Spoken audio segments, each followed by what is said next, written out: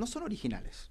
No son originales, Porque ¿no? este movimiento de la antipsiquiatría ya hay registros desde principios del siglo XIX, 1820, 1830, principalmente en Inglaterra y en Estados Unidos, donde se intenta separar la medicina del tratamiento en ese momento de muchas enfermedades todavía no catalogadas dentro del nomenclador de enfermedades conocidas como mentales o psiquiátricas. Perdón que te interrumpa, pero noto un patrón en la progresía actual de volver a siglos pasados creyendo que estamos avanzados. Te pongo otro ejemplo, mira. Vos me estás hablando de esto de volver a siglos en el pasado, atrás, en el que ya se hablaba de separar erróneamente la psiquiatría de la medicina y salir con otros cuentos que La luego filosofía de fueron, la ciencia. que luego fueron refutados, por lo menos este de la psiquiatría, pero claramente. Yo te pongo otro ejemplo que es, y lo he utilizado varias veces, cuando por ejemplo Miss Universo ahora, por tomar un tema actual, Miss España, perdón, el concurso de Miss España lo ganó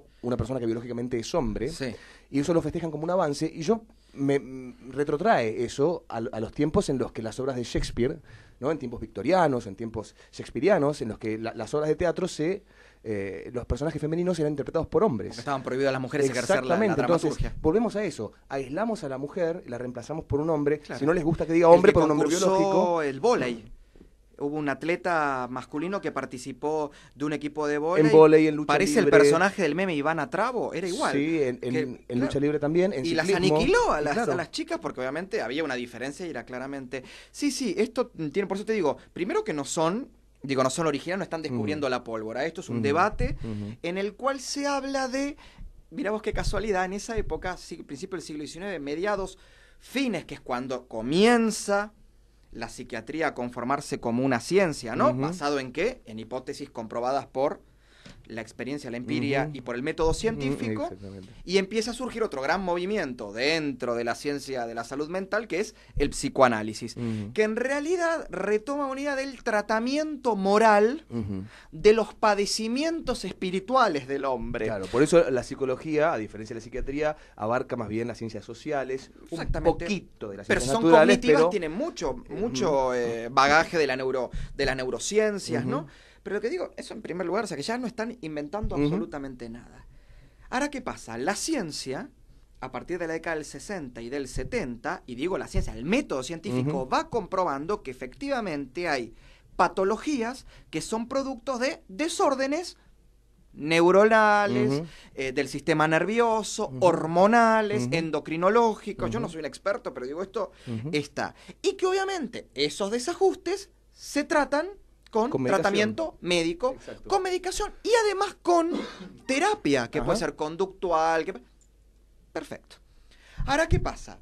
Fines de la década del 70, o mediados de la década del 70, empieza un movimiento que lo encaran dos pensadores franceses, que son Gilles Deleuze y Félix Guattari, que escriben el famoso El Antiedipo, cuyo subtítulo era Capitalismo y Esquizofrenia, donde empieza el movimiento de la antipsiquiatría, a la que tratan de, en realidad, esto que decís vos, un movimiento represor, colonizador, que lo que busca es someter a la farmacopea, ¿no? La vida del ser humano, y que en realidad todos esos problemas que ellos descreen que no existen, o sea, no existe la esquizofrenia, no existen las neurosis, no existen los traumas, no existe nada, en realidad son productos ¿de qué? De un sistema, el capitalismo, que lleva a ese nivel de casi enajenación y alienación mental al hombre, y que se cura por, como diría Freud, por la palabra, por la emancipación, por la ruptura, ¿no? Con el super yo, o sea, que con las normas a las cuales adherimos o con las que tenemos que convivir según la sociedad en la que estamos.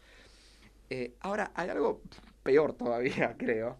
Antes de que sigas, te interrumpo un segundo, porque me da la sensación, ya que mencionás a ese contexto histórico, que lo que estamos viendo hoy es como una fotocopia hecha en un local de 11 de esa misma propuesta que de un ya local existía. de la fuba. Sí, totalmente, ¿no? Mientras te comes un pan relleno y fotocopias mal algo, ¿viste? Que se salen las fotocopias todas sombreadas. Ay, horrible. Pero siento que está mal hecho, es como una caricatura de eso mismo. Es que es un pastiche.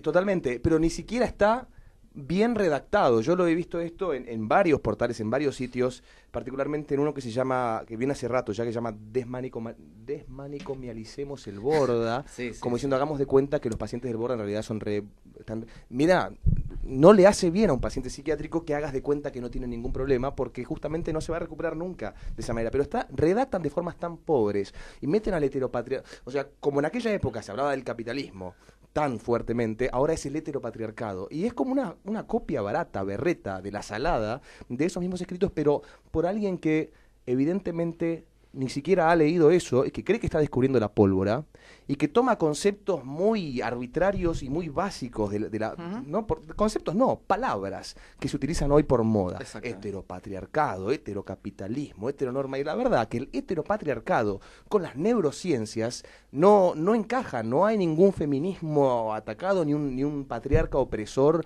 No hay una corteza cerebral feminista y una corteza heteronormativa, no hay. Entonces, no hay un cerebro de Broca más desarrollado para la... Pero además ese pastiche lo pegan con moco. Entonces vos cuando empezás a ver decís, arrancan con escritores del tipo Tuke, Pinel, Connolly, que son siglo XVIII, siglo XIX. Eso lo hace... Al que se le ocurre citar a un escritor, Exactamente. Eso lo hace Foucault, que Foucault, además de filósofo, era psicólogo formado, ¿no? Y retoma todas esas cosas. De lo que hizo Pinel, Tuke, Connolly, lo toma Foucault. De todos esos 4 autores lo toma Deleuze y Guattari. O sea, el pastiche se sigue al que le meten en el medio Marx.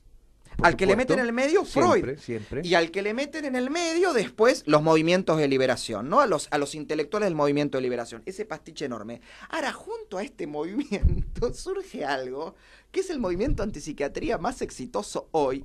No solamente en la difusión, sino además en la difusión del concepto, sino además en económicamente lo que están haciendo, que es un movimiento creado por un tipo que durante la década del 30 y 40 fue uno de los grandes titanes de la ciencia ficción, de la ciencia de la space opera, que se llamaba Ronald Lafayette Hubbard.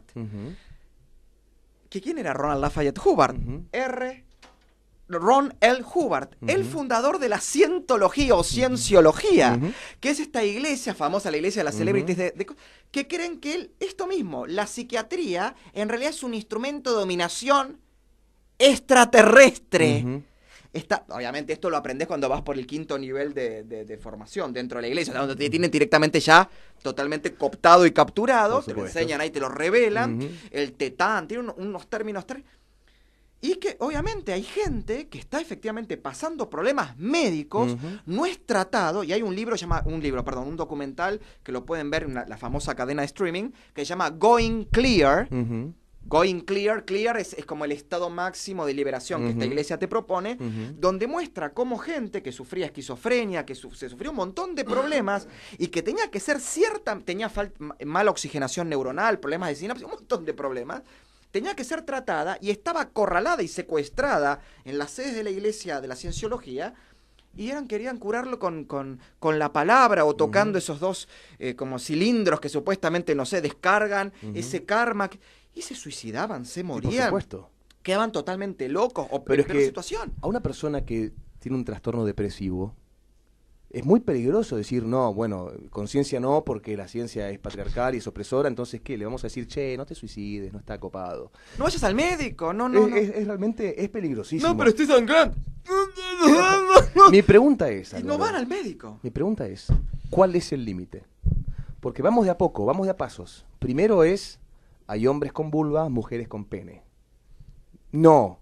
Sos un transfóbico. Entonces, no, tenés que tener empatía. Te corren con eso, tenés que tener empatía. Si ella se siente mujer es porque es mujer. Entonces es mujer y punto. Entonces, con la empatía vos no puedes ser tan hijo de puta de ir y decirle a una mujer transexual, sos un tipo. Entonces, empiezan con, bueno, la sociedad lo acepta. Ahora van por la psiquiatría. No, mirá, no tiene trastorno bipolar, es de estado de ánimo fluido, ¿no? Un día está re contento, re arriba, al otro día se pegó un tiro. Bueno, es la neurodiversidad, qué lindo, la naturaleza. ¿Y mañana por qué van? Y además lo bueno es que se tiró el tiro porque lo decidió él, fue libre, fue emancipado, rompió la alienación. Ahora seguramente en otro plano debe estar viviendo la vida que hubiera vivido acá si hubiera sido tratado.